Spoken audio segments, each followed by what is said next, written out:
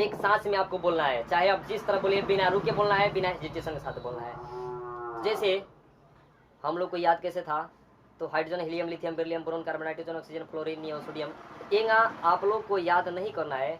आप लोग को जैसे मान लीजिए अगर हम बोल दे कि हीलियम कोई नंबर पे है, तो आप लोग रट लिए कि हाइड्रोजन, हीलियम, लिथियम, बेरिलियम, एक तो रट लिए ना बाबू, लेकिन बीच में कोई रुका देगा, पूछेगा बताइए बेरिलियम कोई नंबर पे है, तब याद नहीं, तब गिनेगा हाइड्रोजन, हीलियम, लिथियम, बेरिलियम, तो अच्छा लगेगा नहीं लगेगा।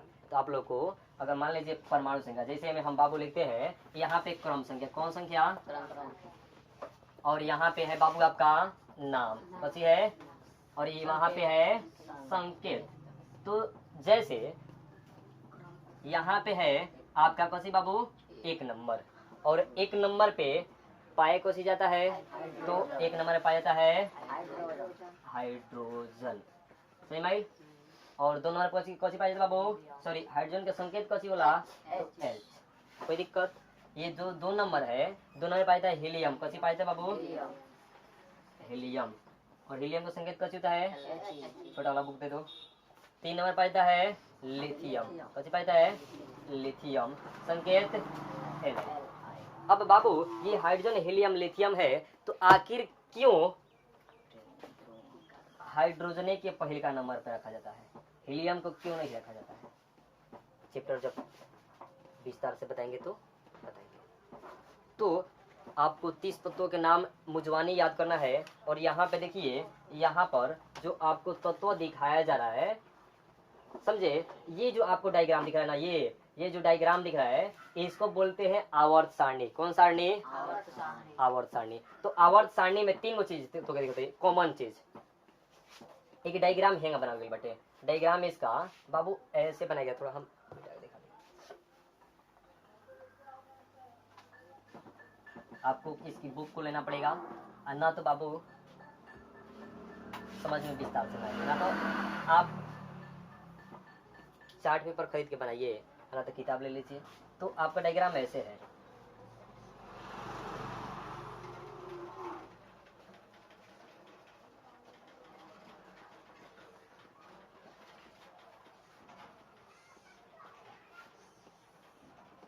समझ। अब देखिए तो बाबू यहाँ पे रहता है H हाइड्रोजन, यहाँ रहता है हीलियम He, समझे। E जो है ए में जो ऐसे ऐसे लाइन होते हैं, तो आप जानते हो जब हम ग्राफ के चित्र बनाते थे, ग्राफ तो एक्स अक्ष और वाई अक्ष दिखाते थे ना बाबू। तो एक्स अक्ष और वाई अक्ष जब हम दिखाते थे, तो वहाँ पे आपको हम ये बताए थे कि ये जो सीधी रेखा होती है उसको क्षैतिज बोलते हैं या ऊर्ध्वाधर, क्या बोलते हैं, ऊर्ध्वाधर बोलते हैं, क्या बोलते हैं, ऊर्ध्वाधर। यानी जब हम ग्राफ बनाते थे, तो ग्राफ बनाते थे, जो ये होता था एक्स और ये होता था एक्स डैश, ये वाई और ये क्या होता था वाई डैश, पता था ना। तो इस रेखा को बोलते हैं क्षैतिज रेखा, कौन रेखा, और है क्या बोलते थे, ऊर्ध्वाधर, क्या बोलते थे, ऊर्ध्वाधर रेखा। तो हमेशा याद रखिए कि गणित के टॉपिक हटे, फिजिक्स के टॉपिक हटे, केमिस्ट्री के टॉपिक नहीं है। तो केमिस्ट्री में इस क्षैतिज जो है, क्षैतिज अब क्या होगी, तो हेंगा होगा इस तरह, समझे। क्षैतिज आपका ऐसे होगा ना, और जो हेंगा है लाइन खींच दटे, ये हो गई कौन सी बाबू, ऊर्ध्वाधर।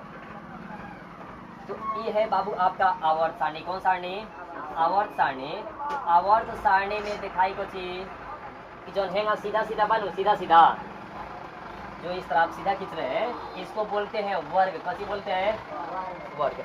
और जो हेगा लाइन खींच जाता है एक बोलेला आवर्त, कथी बोलते हैं, आवर्त, सही माइल। जब हेगा हम लाइन खींच दनी, एक और टोटल संख्या कितना रहेला, 7, और जब हेगा सीधा सीधा खींच दोगे तो संख्या कितना रहेला, 18, कितना रहता है, 18 गो।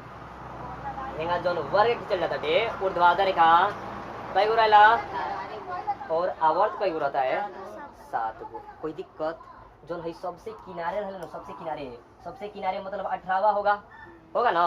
तो 18वां में जितना रहता है उसको किसी से मतलब नहीं रहता है। जैसे एक पागल इंसान को देखे लोग, बाढ़ आई, भूकंप आई या सुनामी आई, खाना मिली कि ना मिली, मस्ती में रहता है ना, कि झगड़ा कर जाए कि उसे ना करी झगड़ा, कि उसको गाली देगा तो चुपचाप सुन लेगा, समझे। तो ये 18वां वर्ग के जो तत्व होता है ना, इसका नाम देखिए कितना है, शून्य गैस भी बोलते हैं। कौन गैस बोलते हैं? किस वर्ग के? 18वां वर्ग को। इसको नोबल गैस भी बोलते हैं। कौन गैस? Noble gas. इसको बाबू जब शून्य बोल दिए, नोबल बोल दिए, ये दोनों किसका नाम है? 18वां वर्ग का। ये अपना अष्टक खुद से पूरा कर लेता है। किससे पूरा करता है बाबू? खुद से। ये किसी से मांगने नहीं जाएगा और किसी से ग्रहण करने नहीं जाएगा, ये अपना अष्टक खुद पूरा करता है। और यही कारण है कि बाबू इसको शून्य गैस भी कहते हैं या अक्रिय गैस भी कहते हैं। कौन गैस?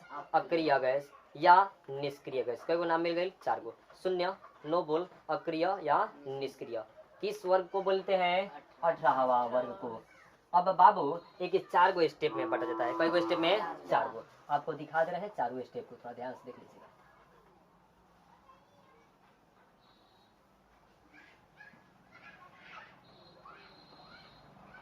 ज्यादा तो विस्तार से मैं समझ में नहीं आएगा, लेकिन देखिए जैसे मान लीजिए बाबू ये ऐसे बनाए थे ना। अब 4 स्टेप, 4 स्टेप कौन-सी है?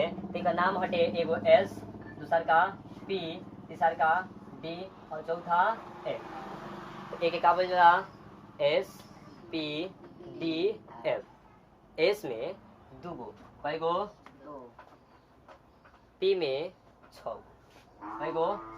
डी में 10 गो, एफ में 14 गो। कितना रहता है? 14। मतलब ये है एस। कौन सी है बाबू? एस। अब देखिए जब एस है, अब S P D E Cauchy हटे? आपको पूछना चाहिए कि एस पी डी ये आखिर क्या है। तो एस पी डी एक बोलेला ब्लॉक, कौची बोलते हैं? बी एल ओ सी के। तो बोलते हैं एस ब्लॉक, फिर क्या बोलते हैं? पी ब्लॉक, फिर बोलते हैं कौची ब्लॉक? डी ब्लॉक, और फिर बोलते हैं एफ ब्लॉक। तो एस ब्लॉक में कई गो आ गया? 2 गो। समझ में आई? 18 गो वर्ग होता है, 18 गो वर्ग होता है। तो एस में 2 गो आ गया। और बाबू ये जो आपका नीचे वाला भाग बनाए, नीचे वाला देखिए यहाँ से आपको ऐसे बनाए ना बाबू। ये जो टोटल है ये कौन सी है आपका? डी। एस ब्लॉक 2 गो, डी ब्लॉक, और फिर ये जो बच गया बाबू आपका ये है आपका कौन ब्लॉक? P block. और जैसे जब नीचे आएगा तो आवर्त सारणी में यहाँ पे दिखा दे रहे हैं आपको कि 2 गो आपका वर्ग नीचे बना रहता है और 2 गो नीचे बनाता है। इसको बोलते हैं कौन ब्लॉक? F block. देखिए यहाँ पे दिखाया गया है, ये जैसे आपका डायग्राम है। तो इस डायग्राम में बाबू यहाँ पे ये जो दोनों है, ये दोनों वर्ग, इसको बोलते हैं कौन ब्लॉक? S block. और ये जो खाली नीचे वाला है, नीचे वाला भाग इतना, इसको बोलते हैं डी ब्लॉक। और बच गए बटे, देखिएगा 1 2 3 4 5 6 6 है ना बाबू। तो ई 6 को कौची बोलते हैं? कौन ब्लॉक? P block. तो 6 नहीं लिखल। एस ब्लॉक में कई गो है बाबू? 2 गो। 2 गो नहीं, यहाँ पे नहीं लिखे हैं तो एस ब्लॉक में कई गो? 2 गो। पी ब्लॉक में कई गो? 6 गो। और बच गया डी ब्लॉक। तो डी ब्लॉक में आपका कितना आता है बाबू? 10। तो 1 2 3 4 5 6 7 8 9 और 10। डी ब्लॉक में कितना गया? 10 गो। अब बात बचा किस पे आके बाबू? F block. एफ में कितना? 14 गो। अब यहाँ पे देखिए ये जो दोनों नीचे आपको दिख रहा है, दोनों आपको जो दिया है बाबू 1 2 3 4 5 6 7 8 9 10 11 12 13 14। एफ ब्लॉक में कितना बाबू? 14 गो। कोई दिक्कत?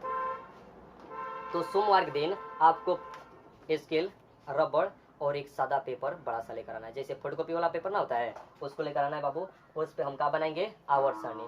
और ये जो आवर्त सारणी होता है, इससे पहले थोड़ा सा आप देख लीजिए बाबू मौलिक कण को, यानी मोलिक्यूल्स।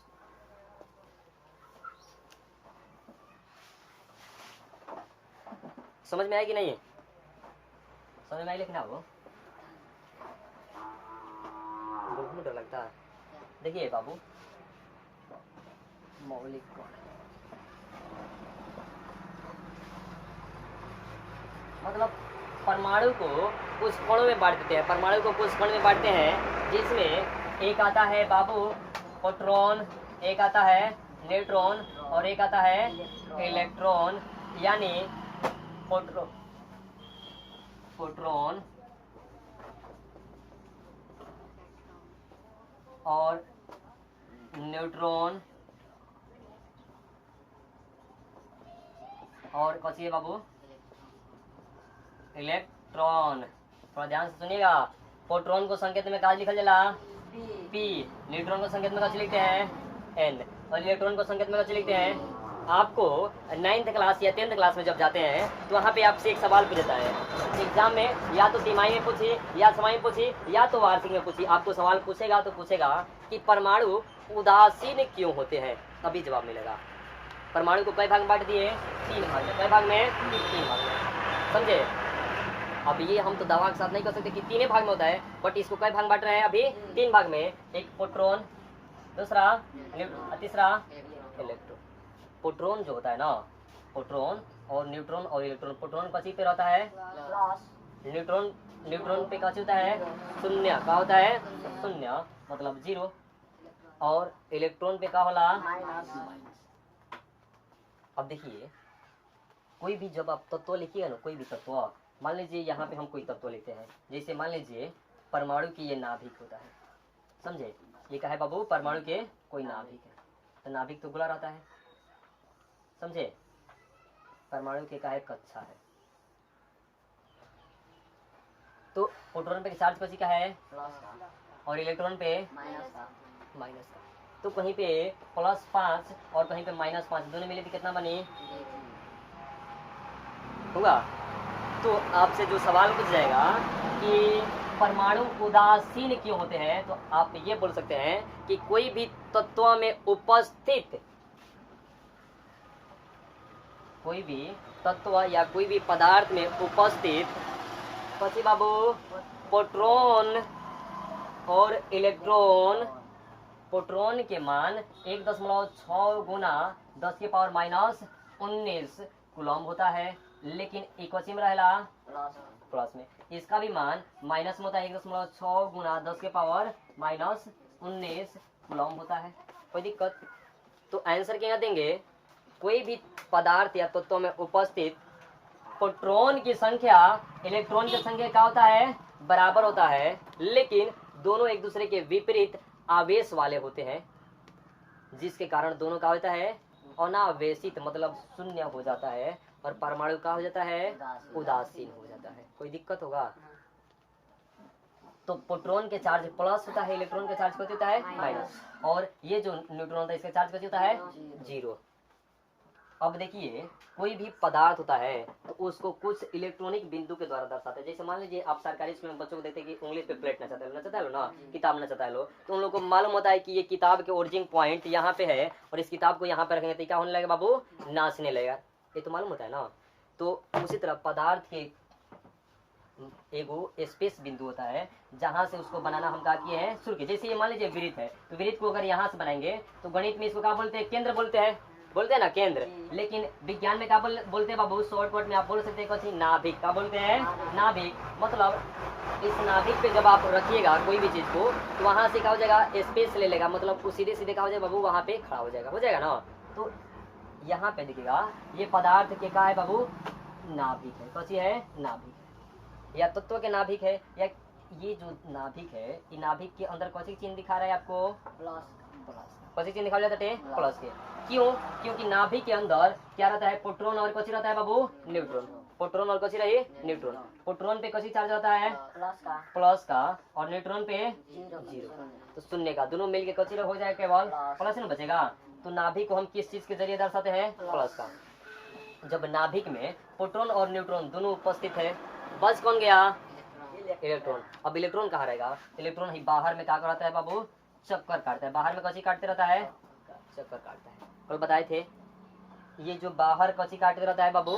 मतलब नाभिक में प्रोटॉन और न्यूट्रॉन है, नाभिक में प्रोटॉन और कौन सी बटे?